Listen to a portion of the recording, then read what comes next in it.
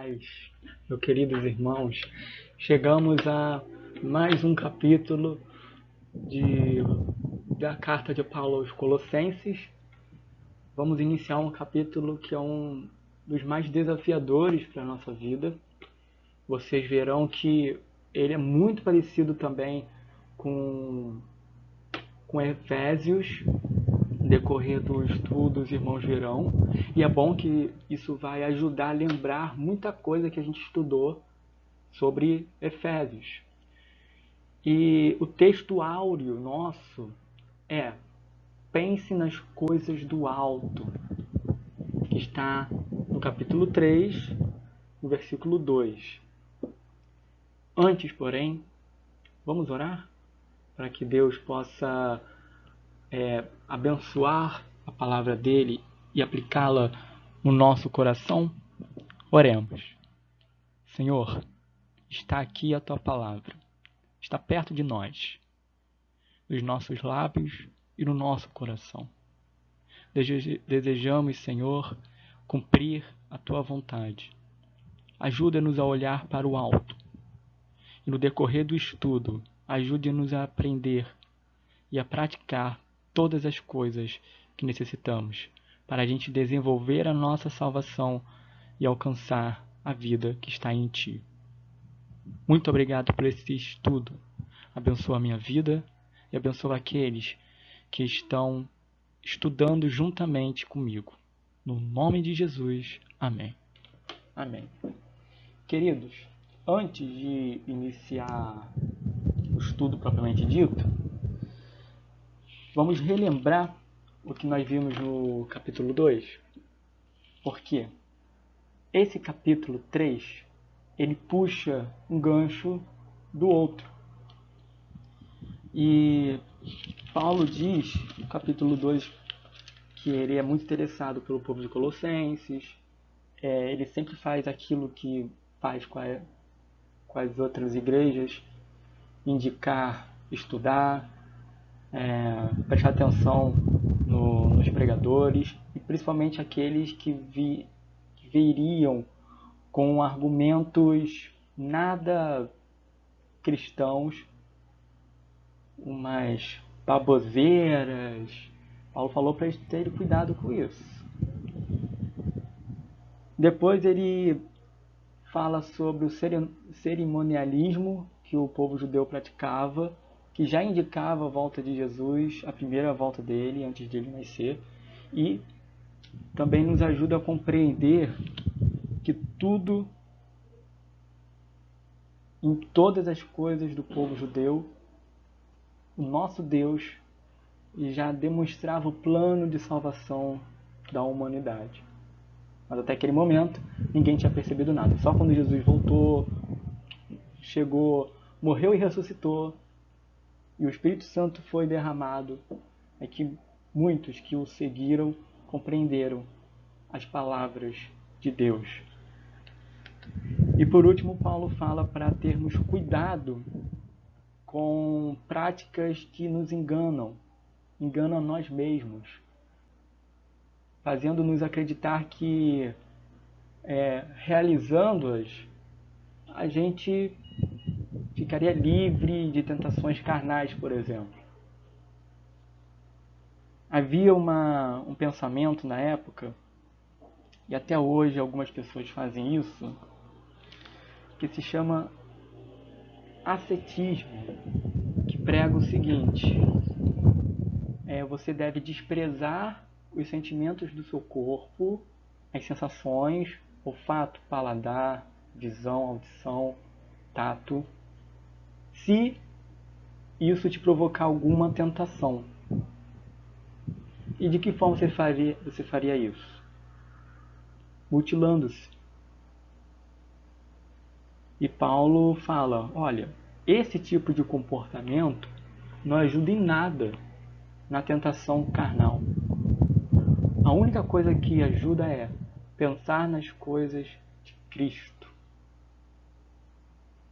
É isso que ajuda de verdade. E vamos ver agora essa comprovação. Versículo 1. como eu acabei de dizer, meus irmãos, vocês querem evitar errar? Não precisa ser um pecado relacionado à carne, assim, mas você pode estar tentado quando bateu o dedo midinho na quina do móvel, a soltar uma palavra feia. Quer evitar? Na hora, busque lembrar de Jesus. Opa, eu sou de Jesus. Eu estou irritado? Estou irritado, mas eu não vou deixar com que a minha ira me faça pecar. Pense nas coisas do alto. Isso já no versículo 1, que Paulo fala. Portanto, se fostes ressuscitados juntamente com Cristo, buscai as coisas lá do alto, onde Cristo vive, assentado à direita de Deus. Portanto, significa um fechamento de ideia, uma conclusão. De que ideia, Paulo? Aquela que eu acabei de falar. Não adianta você se torturar para se livrar daquela tentação, daquele pecado. É somente ouvindo a palavra de Deus, lembrando de olhar para o alto. Porque esse, meus irmãos, é o nosso maior objetivo. Quem aqui faz mestrado ou está fazendo monografia para terminar a conclusão do curso ou para terminar a pós-graduação, sabe que você tem o objetivo geral do seu trabalho e os específicos. O objetivo geral do cristão é Jesus. Os objetivos específicos são casamento, trabalho,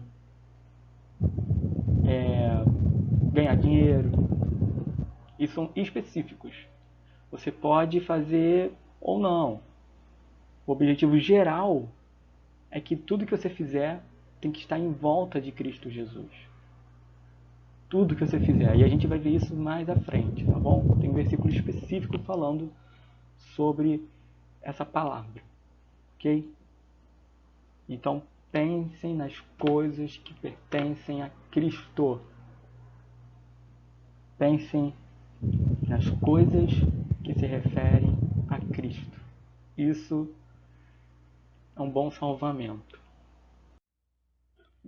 Versículos do 2, 3 e 4. Pensai nas coisas lá do alto, não nas que são aqui da terra. Versículo 3. Porque morrestes, e a vossa vida está oculta juntamente com Cristo em Deus. Quando Cristo, que é a nossa vida, se manifestar, então vós ou vocês também sereis manifestados com Ele em glória. Paulo repete a tática para não nos apegarmos às coisas da terra, pensar no alto. Mas por que motivo? Porque morremos para o mundo. Morremos para as coisas do mundo quando a gente passa a viver para Deus. Então, como está escrito aqui, a palavra de Deus nos chama a atenção para lembrarmos que nossa vida real está nas mãos de Jesus Cristo, a nos ser dada quando Jesus voltar. Quando Cristo, que é a vossa vida, se manifestar, então vós também sereis manifestados com Ele. É isso que ele está dizendo. Então vamos lembrar de Cristo Jesus. O versículo 5 continua concluindo esse pensamento. Ele vai pegar um gancho de nós morremos para o mundo, tá? E o que eu devo fazer então, se eu morrer para o mundo? Como isso demonstra que eu morri para o mundo. Quais são as atitudes? Versículo 5 vai explicar. Fazei, pois, morrer a vossa natureza terrena. Aí Paulo vai listar as coisas pertencentes à natureza terrena.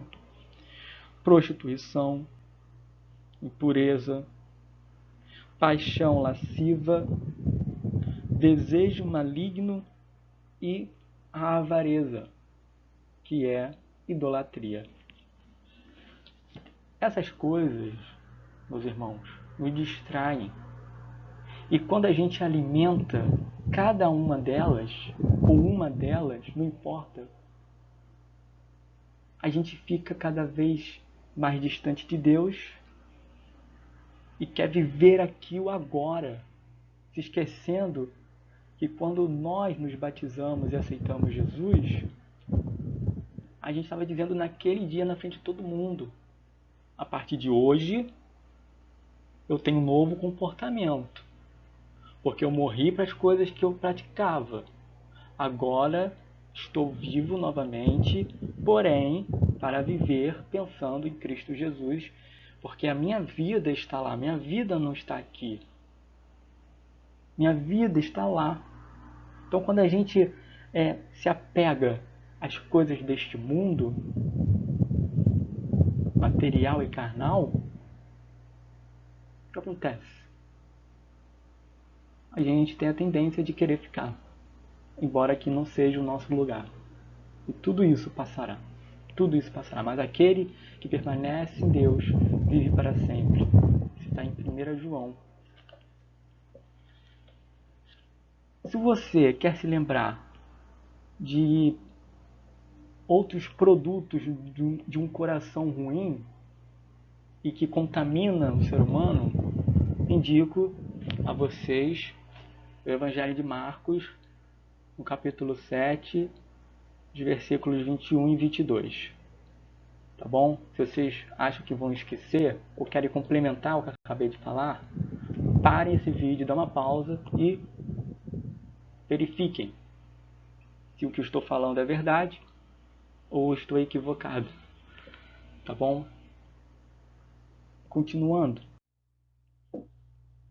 Vamos do versículo 7 ao 10. E eu percebi que eu pulei um versículo, pulei o 6, vou dizê-lo agora. Por estas coisas é que vem a ira de Deus sobre os filhos da desobediência. Se você não está mais no pecado, a ira de Deus não está mais em você, mas está naqueles que até agora estão no pecado. Tá? Agora sim, vamos ler do versículo 7 ao 10. Ora, nessas mesmas coisas andastes vós também, noutro tempo, quando vivieis nelas. Agora, porém, despojai-vos igualmente de tudo, de tudo isto: ira, indignação, maldade, maledicência, linguagem obscena do vosso falar. Versículo 9. Não mintais uns aos outros, uma vez que vos despistes do velho homem com os seus feitos, e vos revestistes do novo homem que se refaz para o pleno conhecimento, segundo a imagem daquele que o criou. Então já vimos que devemos matar. Olha só o verbo, matar. Fazer com que não exista mais. Fazer com que não haja mais ação sobre nós. Além da prostituição, da impureza, paixão lascívia, desejo maligno, avareza, também alguns sentimentos que nos fazem mal. E fazem mal ao próximo também. Tais como ira e indignação. Indignação é o sentido de provocar a raiva em alguém. Então não provoque raiva no seu irmão. Você se incomoda com alguma coisa que ele faz? Acha que ele está passando dos limites? Vá lá e converse francamente, no nome de Jesus. Mas não o provoque. Nem o irmão da igreja, nem o irmão do seu sangue, nem ninguém. Porque isso é coisa de gente que não conhece Jesus. Então não provoque, tá? Isso é indignação. Outros sentimentos, pensamentos e ações que devemos eliminar. Maldade, maledicência, que é murmuração ou reclamação. Algo que, particularmente falando, estou trabalhando. Tem certas coisas, é normal a gente reclamar, é normal a gente murmurar, mas se a gente só fizer isso constantemente, não vai ajudar, né? Você vai ficar ranzinza, as pessoas vão se afastar de você, tá bom? Quando você precisar murmurar alguma coisa, reclamar de algo, que seja pelos seus direitos. Não seja tudo alguém te pedir um favor e você já está reclamando, já está murmurando. É nesse sentido que a Bíblia está falando que não é para fazer. Entendeu? Então, evite. Outra coisa, evite palavrão, tá? Ou qualquer coisa que possa ser de duplo sentido. Uma piada, um comentário, sabe? E principalmente, não minta. Não minta. Porque vai virar um novelo de lã. Quanto mais você mentir, mais cheio de pecado você vai ficar. Evita, meu irmão. Evita. Como? Pensando em Jesus. Então, deixando essas coisas de lado, ficamos da forma como Jesus deseja. Está aí Jesus piscando para nós, satisfeito com a nossa mudança de atitude, tá? Prosseguindo, versículo 11. No qual não pode haver grego nem judeu, circuncisão nem incircuncisão, bárbaro, cita, escravo, livre. Porém, Cristo é tudo em todos. Olha esse mundão. Jesus, ele abraça todo esse mundo. Na mudança de vida, ela é aberta para todo ser humano. Não importa nada. Não importa nada. A oferta do Evangelho tem que ser para todos esses seres humanos. Tá? Porque todos nós somos imagens de Deus.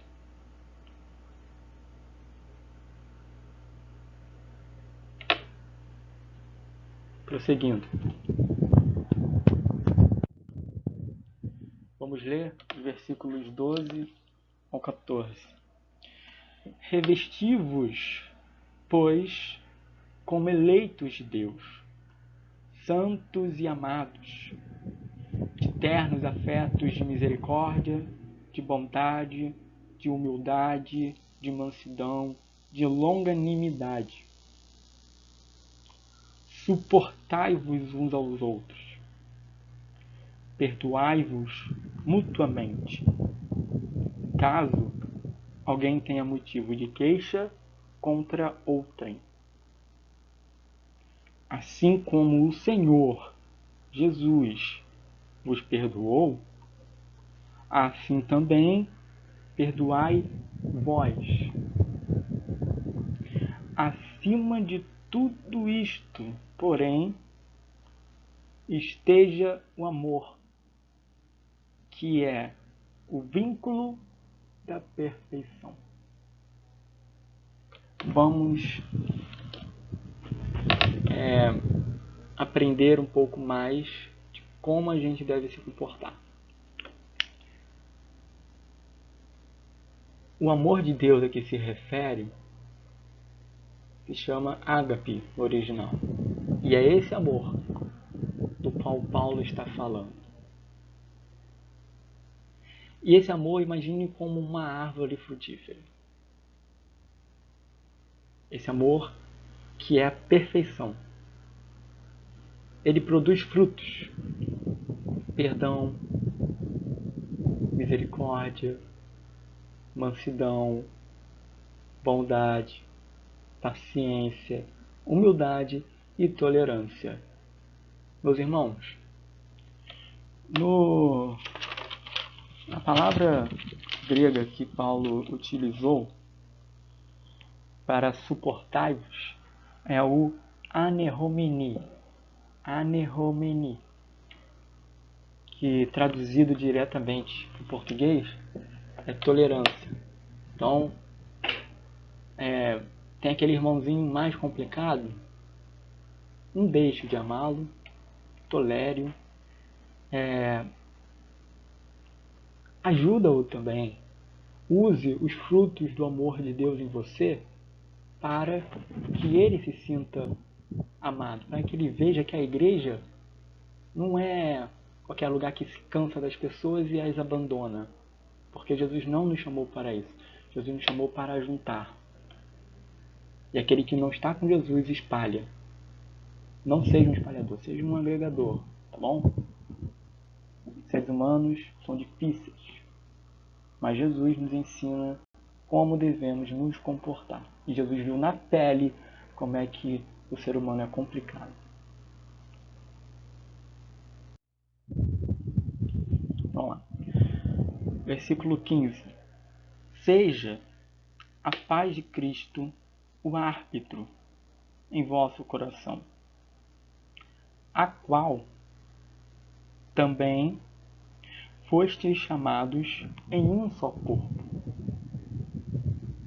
e sede agradecidos. De novo, Paulo vai falar do agradecimento no versículo 16, tá? A gente tem que se lembrar em sermos gratos a Deus. E a paz? A paz, em grego, pronuncia-se Irene, que é Irene no português. Tem muitas mulheres, né, com esse nome Irene. Significa paz em grego. E essa paz, ela é a união entre pessoas. No nosso caso, a união de todos os cristãos no mundo. É por isso que a gente tem que orar por toda a Igreja de Cristo. Os irmãos perseguidos, os irmãos novos convertidos, tá? Os irmãos, de modo geral, devemos orar por eles. Devemos estar harmônicos a eles, porque é essa a paz que Jesus Cristo nos indica. É a paz dele, é a paz que une, que agrega, nos une com Deus e com o próximo. Que a palavra de Deus é toda essa, resumida, né? Ame a Deus acima de todas as coisas e ao próximo como a ti mesmo. O tempo inteiro a Bíblia fala disso, tá? Mas vale a pena lembrar. Vale a pena lembrar. Tá complicado? Pense em Jesus. Pense nas coisas lá do alto. Versículo 16. Habite ricamente em vós a palavra de Cristo. Instruí-vos, ou seja, ensine, e aconselhai-vos mutuamente um ao outro, em toda a sabedoria. Como? Louvando a Deus. Com o quê? Com salmos, e hinos e cânticos espirituais. Mas com o quê? Com gratidão. Onde? Em vosso coração. Em nosso coração. Um detalhe muito importante que eu quero ressaltar. Nos tempos de Paulo, ninguém tinha Bíblia como nós temos, né? A Torá ficava a cargo dos mestres da lei, dos fariseus. Então, como fazer com que o povo se lembrasse da palavra de Deus, do Evangelho? Como? Pelo Espírito Santo. E também por elementos, ou recursos pedagógicos. A música é a principal é a principal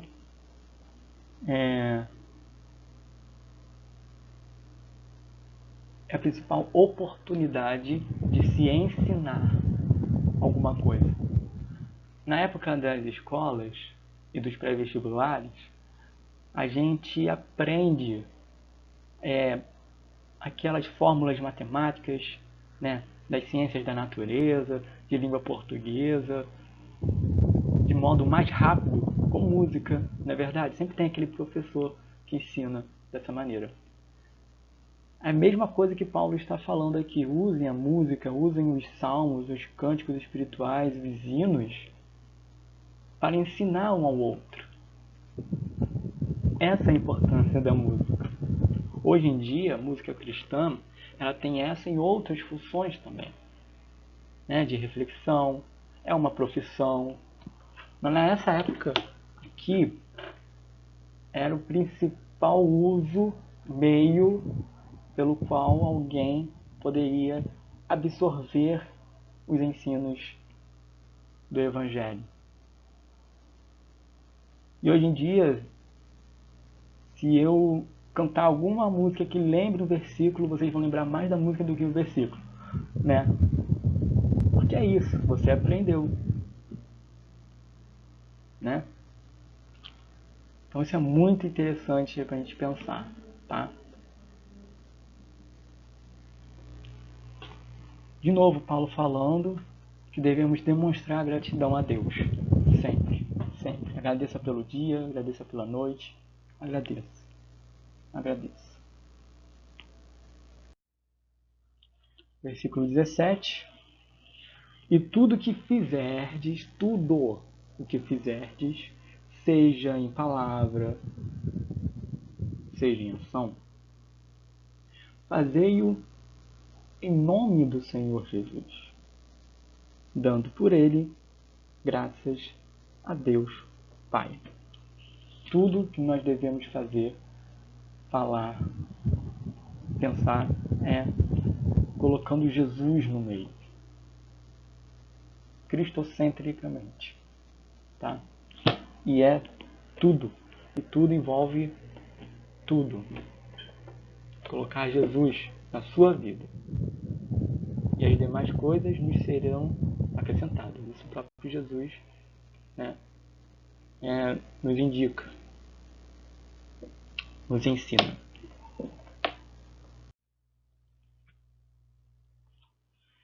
A partir daí, fica muito parecido com Efésios, principalmente os capítulos 5 e 6. Esposas, sede submissas ao próprio marido, como convém no Senhor. A submissão, meus irmãos, é aquela confiança, é aquela obediência que a esposa tem no marido, porque ela confia nele e entregou-se a ele. Tá bom? Vocês podem verificar em Efésios 5 e 22 também, quando Paulo ele ratifica essa instrução para as esposas. Maridos, amai vossa esposa e não a trateis com amargura. Preste atenção em tudo que a sua esposa é, tá bom? Preste atenção, ame-a, não a aborreça, nem a irrite, tá? Nem a deixe amargurada. Você deve sempre sustentar o amor dela por você e você deve sustentar o seu amor por ela, tá bom? Porque Cristo Jesus faz assim conosco, todos os dias. Então lute para todos os dias conquistar a sua mulher, como na primeira vez que vocês se apaixonaram, vocês casados. Isso também vale para quem está namorando, tá? Porque porque isso é um prenúncio de um casamento, ou da vontade de Deus.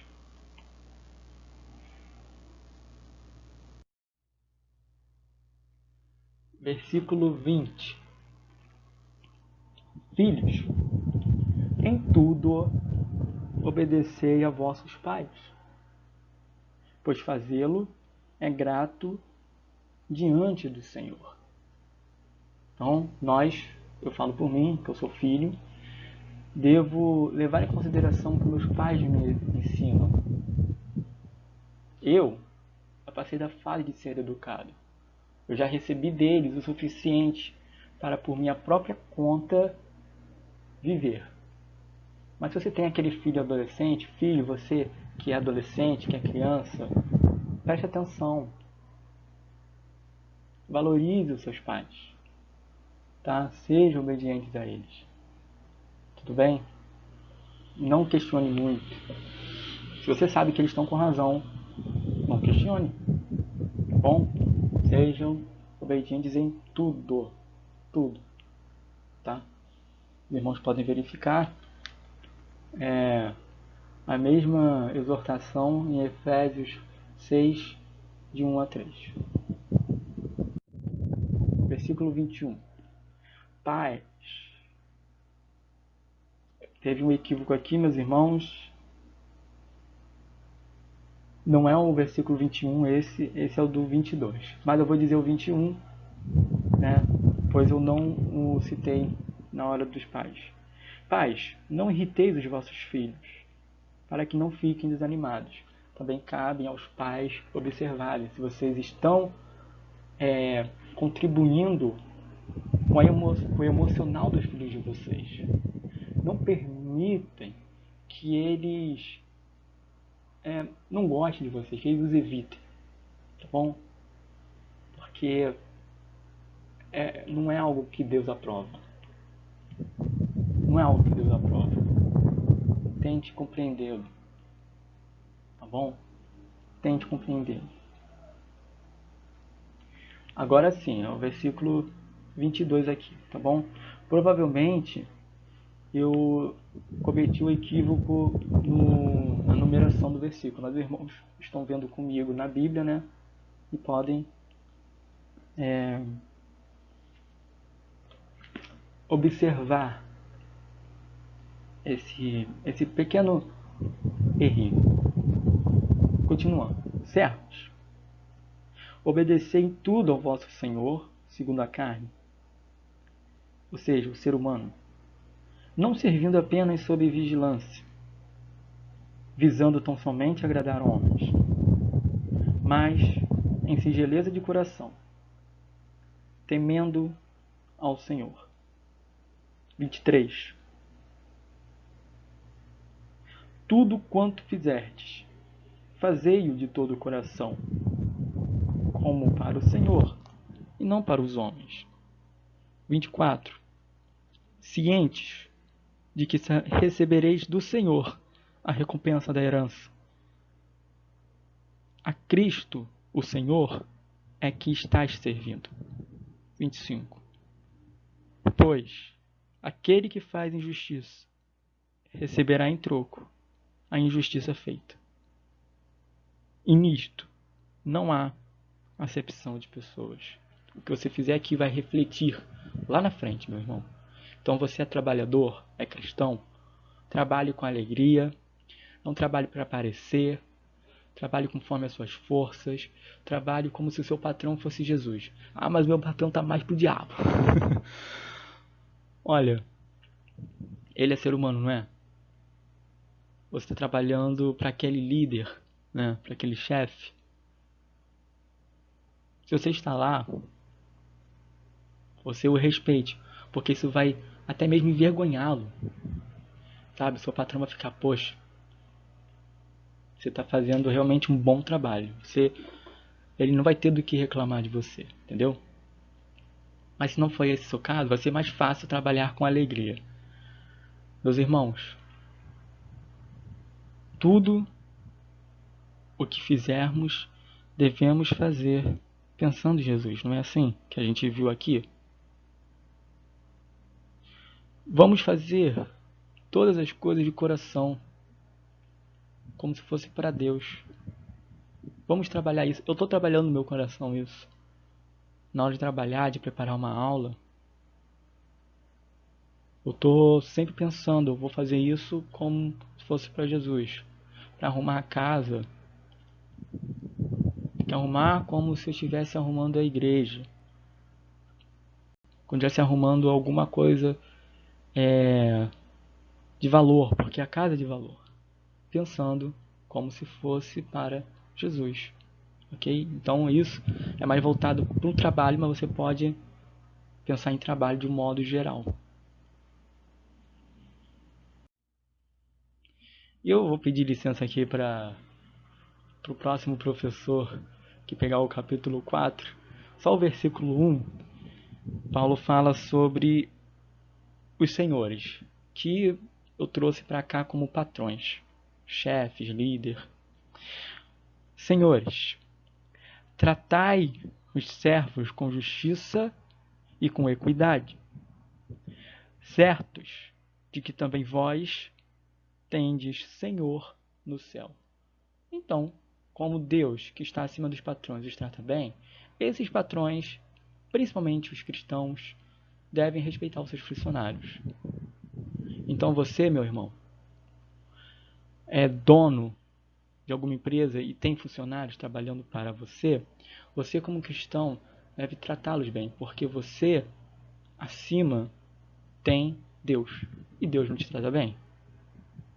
Tudo que a gente tem que fazer na nossa vida, tem que fazer pensando em Jesus.